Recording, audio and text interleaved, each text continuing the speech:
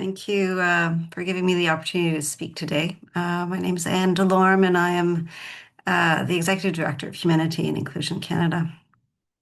So the Women, Peace and Security Agenda is a landmark framework recognizing women's leadership in peace building, conflict prevention, and recovery. Yet it continues to overlook women and girls with disabilities. They constitute nearly 20% of women globally. And in conflict settings, disability prevalence can surge to nearly 25%. Yet we rarely talk about women with disabilities in the WPS agenda. Their voices remain largely absent from policy, programming, and negotiation. So it's interesting that disability is so absent from this agenda, as conflict both creates and deepens disability. The use of bombs, landmines, explosive devices causes life-changing injuries, while sexual violence as a weapon of war violates bodily autonomy and also contributes to disability. So already in Gaza, as Mary was just saying, 25% of injuries are going to lead to permanent disability. We've heard estimations of amputations of 10 to 15 children a day. The rate of disability is staggering in Gaza. Whether because of injury or for other causes, during crisis and displacement, women with disabilities face heightened risks of gender-based violence. Data demonstrate twice as high as women without disabilities.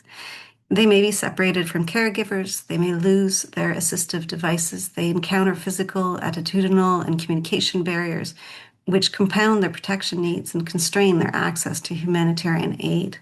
And too often, responses default to charity or medical models. So what that means is that it casts women with disabilities as passive recipients of aid rather than agents of change. The disability is something to fix rather than removing the barriers in the environment to ensure that they can access full humanitarian aid or decision-making spaces.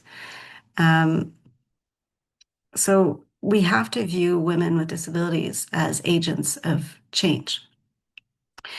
So in terms of policy and participation gaps, we know that inclusive participation strengthens peace agreements, but again, women with disabilities are rarely included in peace negotiations, governance spaces, or post-conflict rebuilding. Resolution 1325 doesn't even mention disability. In Canada, women and girls with disabilities are rarely consulted, if ever, on national action plans. And they're frankly still very poorly represented among leadership and civil society organizations. In Canada's third NAP, disability only appears in footnotes and annexes. So there's no explicit commitments to inclusion, accessibility, or resources. It risks tokenization at best and erasure at worst during implementation. Even when not in conflict, organizations led by women with disabilities are chronically underfunded, limiting leadership, travel, safety, capacity strengthening, and meaningful participation. Women with disabilities and their organization also experience double discrimination. They're excluded from mainstream women's rights movements and sidelined in male-led disability organization caught between the two. Across employment, education, healthcare, civic life, these systemic barriers and stereotypes confine them to low status, poorly paid roles, and they restrict access to services and limit decision-making power. There's also the issue of data, which of course is rarely disaggregated to include the intersection of gender and disability.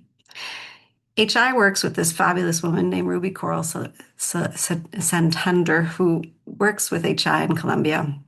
And she really illustrates how we need to challenge these stereotypes around women with disabilities. So Ruby is an Indigenous woman living with a disability from Nariño, which is a region that has been a bit of a strategic corridor for armed groups, drug trafficking, illegal economies, and it makes it one of Colombia's most violent departments.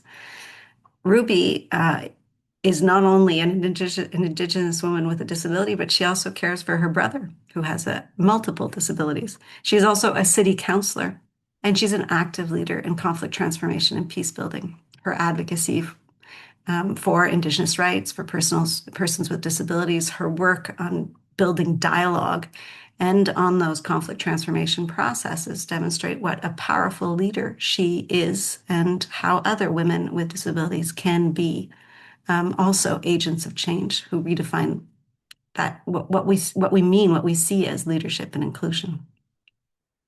So to end, quick recommendations. Sandra, I promise quick. So, very simple. Incorporate women with disabilities in Canada's Women, Peace and Security agenda. I think it speaks for itself. Enhance inclusive data collection and disaggregation so that they can be seen.